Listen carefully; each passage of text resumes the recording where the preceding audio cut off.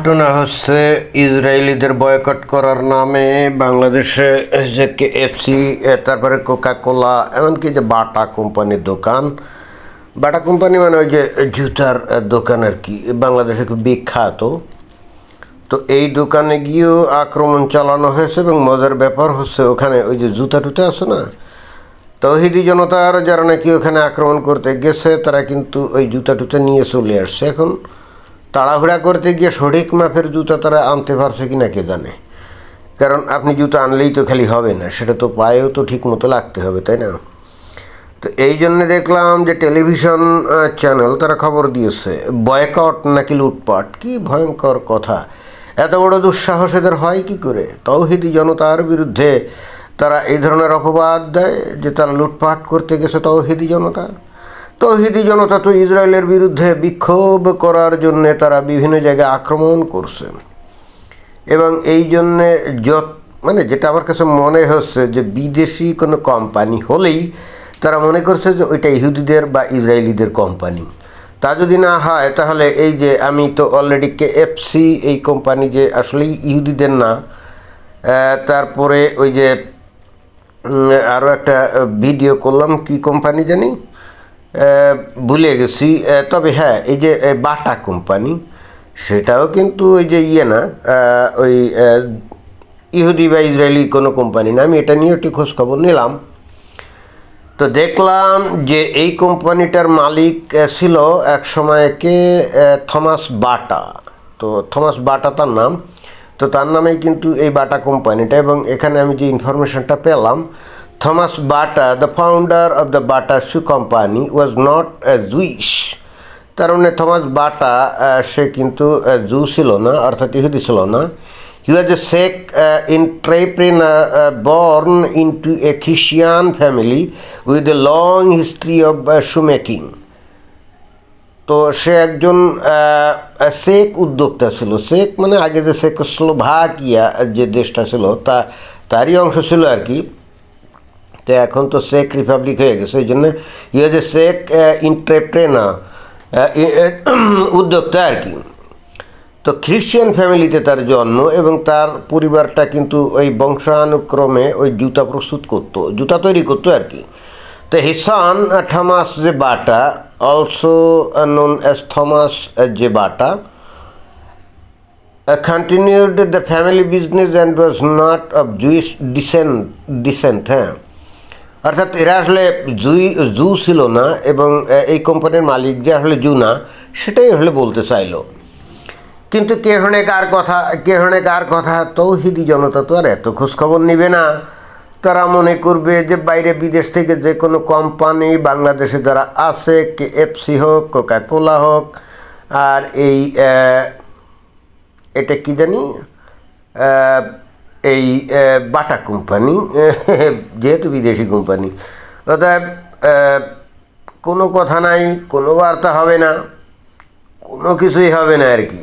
কথা ক্লিয়ার? সেখানে লুটপাট করা যাবে, কারণ অভিযোগ দিতে হবে এগুলো ইসরায়েলের মালিকানায়।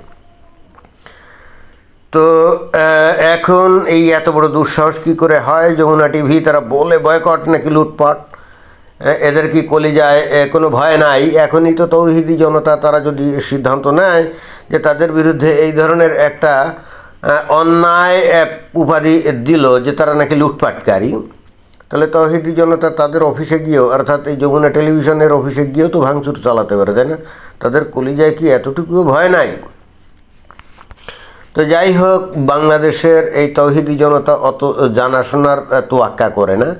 তাদের বস্তুত দরকার হলো অজুহাত। হ্যাঁ, এবং অনেক চিন্তাভাবনা করে আমি একটা জিনিস খেয়াল করলাম, সেটা হলো কি জানেন, গত 8 মাসে এই তৌহিদি জনতা সহ আরও অন্যান্য জনতা, খালি তৌহিদি জনতা না, যারাই নাকি সরকার বিরোধী ছিল তারাই তো মোটামুটিভাবে বেশ ভালো সুযোগ সুবিধা নেওয়ার জন্যে, কিছু অর্জনের জন্যে এই গত 8 মাস ধরে তারা বিভিন্ন জায়গায় মব করেছে, বিভিন্ন অফিস আদালত, বাড়ি, মানে প্রতিদ্বন্দ্বী রাজনৈতিক দল আওয়ামী লীগের যে নেতা কর্মী তাদের বাড়িঘর আক্রমণ করেছে, সেখান থেকে যা পেয়েছে তা লুটপাট করে নিয়ে গেছে। তো গত 18 মাসে এইগুলা করতে করতে করতে করতে ভাই আর লুটপাট করার আর কোনো কিছু অবশিষ্ট নেই আমার কাছে যেটা মনে হলো। তো তাহলে কি হবে এখন? তাওহীদি জনতা কি তাহলে চুপ থাকবে নাকি? এদের তো আয়ু ঘরের জন্যও তো নেই, সেটাও তো বুঝতে হবে। এমনি তো যেটা শোনা গেছে অনেকের চাকরি বাকরি চলে গেছে, অনেক শিল্প কলকারখানা ইন্ডাস্ট্রি বন্ধ হয়ে গেছে। তাহলে আর দুর্মূল্যের দিনে যা টাকা পয়সা ছিল পকেটে সব তো শেষ হয়ে গেছে। তাহলে এখন কি করতে হবে? তাহলে তো নিশ্চয়ই লুটপাট করা ছাড়া তো কোনো গতি নেই। কিন্তু লুটপাট করার তো আর জায়গা নেই, কারণ আওয়ামী লীগের নেতাকর্মী এদের বাড়িঘর আক্রমণ সেগুলো তো অলরেডি হয়ে গেছে।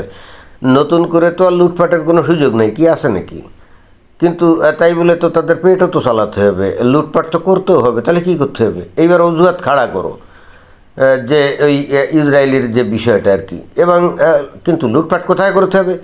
এইবার নিজেদের যে পরিচিত লোকজন অথবা মনে করেন যে ওই 5 আগস্টের আন্দোলনের পক্ষেও যারা ছিল তাদেরও প্রতিষ্ঠানে গিয়ে এইবার লুটপাট করতে হবে। ক্লিয়ার?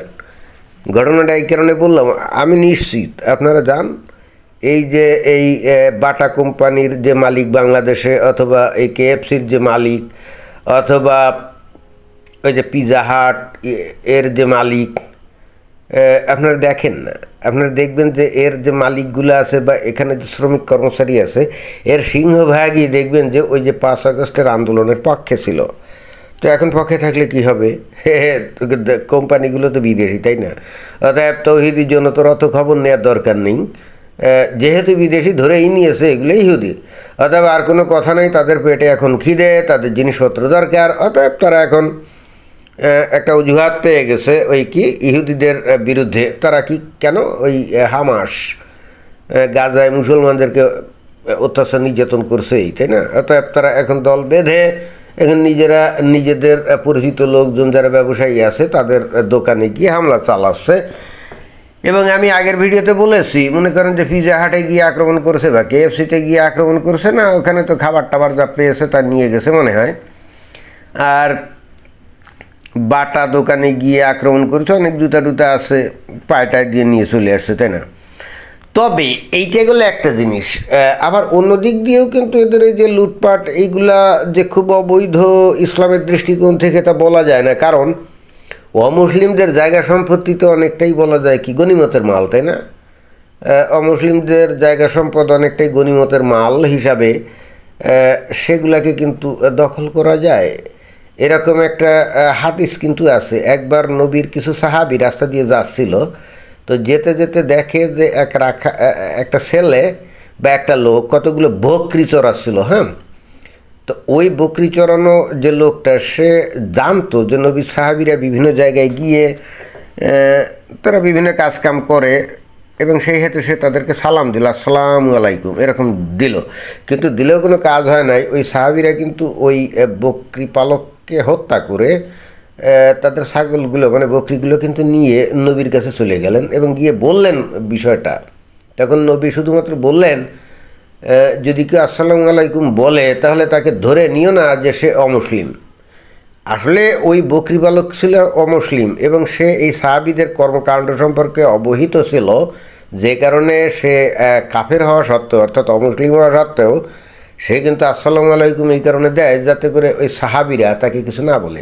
কিন্তু তাতে কাম হয় নাই, অর্থাৎ সাহাবীরা তাকে জানতো যে সে আসলে মুসলমান না, আর সেই হেতু তার বকরিগুলো কিন্তু ওই সাহাবীরা নিয়ে আসে। মজার বিষয় হচ্ছে নবী শুধুমাত্র বললেন যে কেউ যদি আসসালামু আলাইকুম বলে ধরে নিও না যে সে অমুসলিম, কিন্তু ওই যে বকরিগুলো যে সাহাবীরা নিয়ে চলে আসলো এর জন্য নবী কিন্তু তাদেরকে কিছুই বলেননি, বিচারও করেন না এবং বলেননি যে এটা তোমরা অন্যায় কাজ করছো। তাহলে এই হাদিস থেকে যেটা আমরা শিক্ষা পাই সেটা হলো অমুসলিম তথা কাফেরদের সম্পত্তি সেগুলো আসলে গনিমতের মাল। তাহলে এখন বাংলাদেশে এই যে এই বাটা কোম্পানি বলেন, তারপরে KFC বলেন, অথবা এই পিৎজা হাট বলেন, যদিও এগুলো হয়তো ইহুদিদের না বা ইসরায়েলিদের না, কিন্তু এগুলো মানে বিদেশিদের, তো আমেরিকানদের বা ইউরোপিয়ানদের, তাই না? তো ওরা তো অমুসলিম, ওরা তো কাফের। তাহলে তাদের মালামালগুলো কী হবে বলেন? গনিমতের মাল, রাইট? আশা করি আপনারা বুঝতে পারছেন। ধন্যবাদ।